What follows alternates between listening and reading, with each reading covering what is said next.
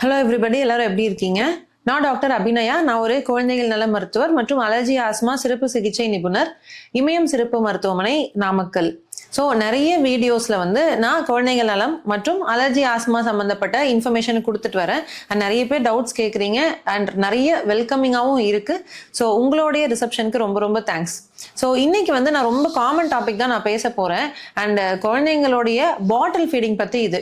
So பாட்டில்ஸே கொடுக்கக்கூடாது அப்படின்னு என்னதான் குழந்தைகள் நல மருத்துவர்களாகி நாங்கள் சொல்லிட்டே இருந்தாலும் ஏதோ ஒரு கட்டத்தில் கண்டிப்பாக குழந்தைங்களுக்கு பாட்டில் இன்ட்ரடியூஸ் ஆகப்படுது. ஸோ இந்த ஃபீடிங், அதாவது இந்த பாட்டில் ஃபீடிங்கை ஸ்டார்ட் பண்ணிடுறது ரொம்ப ஈஸியான ஒரு விஷயம் தான். பட் அதை ஸ்டாப் பண்ணுறதோ இல்லை பாட்டில் ஃபீடிங்லேருந்து கப் ஃபீடிங் மாற்றுறது அப்படின்றது தான் ரொம்பவே டிஃபிகல்ட், ஒரு சேலஞ்சிங்காகவே இருக்குது. ஸோ நான் ஒரு 5 டிப்ஸ் சொல்கிறேன். அதை parents and family definitely follow பண்ணணும். ஸோ ஃபர்ஸ்ட், இந்த பாட்டில் ஃபீடிங் ஆல்ரெடி நீங்கள் இன்ட்ரடியூஸ் பண்ணிட்டீங்க அப்படின்னா இதை ஒரு வயசில் டெஃபினட்டாக நீங்கள் ஒரு ஸ்டெப் எடுத்து இந்த ஹேபிட்டை பிரேக் பண்ணுறதுக்கு பார்க்கணும். ஏன்னா ஒரு வயசுக்கு மேலே பாட்டில் ஃபீடிங் கண்டினியூ ஆகிற பட்சத்தில் இந்த ஹேபிட் பிரேக் பண்ணுறது ரொம்பவே டிஃபிகல்ட் ஆகிடுது.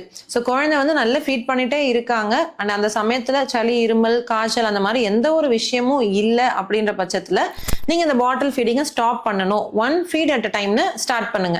இன்கேஸ் குழந்தை ஒரு 6 வாட்டி பாட்டில் ஃபீட் எடுத்துட்டு இருக்காங்க அப்படின்னா தினமும் ஒரு ஃபீடை அதை ஸ்கிப் பண்ணிட்டே வாங்க.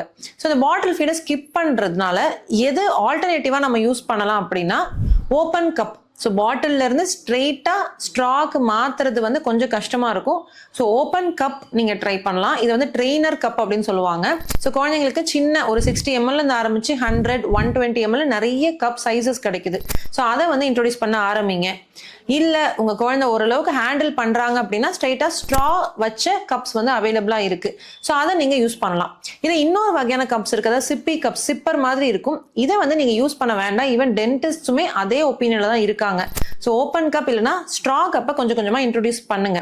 ஸோ இதில் நீங்கள் ஸ்ட்ரெயிட்டாக என்ன நம்ம போட்டு யூஸ் பண்ணலாம் அப்படின்னா, ஃபர்ஸ்ட் குழந்தையோட ஃபேவரட்டான ட்ரிங்க், ஆல்ரெடி பால் குடிச்சிட்டு இருக்க குழந்தைங்க இல்லை ஜூஸஸ் எல்லாமே நிறைய எடுத்துக்குவாங்க அப்படின்னா அவங்களுடைய ஃபேவரட்டான ட்ரிங்க்கை அதில் யூஸ் பண்ணுங்க. ஸோ அது அவங்களுக்கு ஃபெமிலியரைஸ் ஆகும். இன்னொன்று, சில குழந்தைங்க பாட்டிலில் வச்சாதான் தூங்குவாங்க. ஸோ அந்த பாட்டில் டு ஸ்லீப் அப்படின்ற ஒரு ஹேபிட் இருக்கும். அதை முக்கியமாக நம்ம பிரேக் பண்ணியே ஆகணும். ஏன்னா கம்ஃபர்ட் குழந்தைக்கு பாட்டிலில் கிடைக்கும். இந்த கம்ஃபர்ட் பழகிட்டாங்க அப்படின்னா நீங்கள் இந்த ஹேபிட்டை பிரேக் பண்ண ரொம்பவே கஷ்டம். ஸோ ஃபர்ஸ்ட் குழந்தை இந்த சூதனிங்காக நம்ம பாட்டில் கொடுக்கறத கொஞ்சம் கொஞ்சமாக அவாய்ட் பண்ண ஆரம்பிங்க. ஸோ டே டைமில் முடிஞ்ச வரைக்கும் பாட்டில்ஸை தவிர்த்து ஆரம்பித்ததுக்கு அப்புறமா நைட் டைம் நீங்கள் ஒரு ஃபீட் அட் அ டைம் பாட்டில்ஸை தவிர்க்க ஆரம்பிக்கலாம். ஸோ இன்கேஸ் சுத்தமாகவே முடியல, குழந்தை அதில் தான் பால் குடிக்கிறாங்க அப்படின்னா ஒரு சின்ன ஹேக், அது ட்ரிக் அப்படின்னு கூட சொல்லலாம்.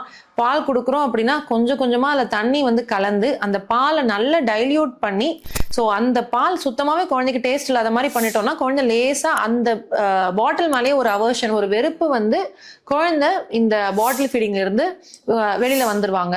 ஸோ நிறைய பேர் நான் ஓபிடியில் பார்க்கும்போது என்ன ஆகுதுன்னா 2.5 வயசு 3 வயசு குழந்தைலாம் வரும்போதே பாட்டில் வாயில் வச்சுட்டு வருவாங்க.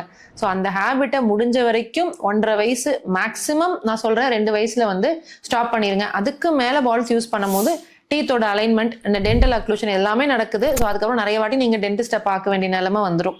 ஸோ ஐ ஹோப் இந்த சிம்பிள் டிப்ஸ் உங்களுக்கு ஹெல்ப்ஃபுல்லாக இருக்கும் அப்படின்னு நம்புகிறேன். ஸோ அடுத்த வீடியோவில் வேற ஒரு டாப்பிக்கோட உங்களை மீட் பண்ணுறேன். Until then, thank you so much for வாட்சிங். Bye by.